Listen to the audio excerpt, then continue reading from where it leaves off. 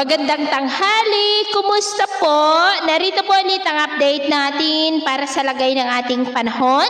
Ngayong tanghali po ng January 13, 2025. Sa ngayon po ay nananatili pa rin na malakas ang bugso ng hanging amihan at umiiral pa rin dito sa may Luzon habang ang shear line ay patuloy pa rin na nakakaapekto dyan po sa may Visayas. At sa ating long range forecast, nananatili pa rin na walang bagyo na namamataan na tatawid sa ating kalupaan for the next 2 weeks.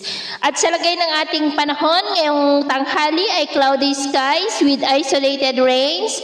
Dito pa rin sa may Cagayan Valley, ilang bahagi ng Cordillera, Metro Manila, Calabarzon, Bicol Region, Mimaropa, Panay Island, Negros, Cebu, Bohol, Panay Island, Tawi-Tawi, Caraga, Davao Region at Northern Mindanao. At mamayang hapon, mas maula pa rin ang kalangitan with isolated rains dito sa may Cagayan Valley, Metro Manila, Calabarzon, Bicol Region, Mimaropa, Eastern Visayas, Central at Eastern Visayas, Sulu Archipelago, Caraga, Northern Mindanao, Davao Region at Sorsogon, kaya mag-ingat pa rin po tayo.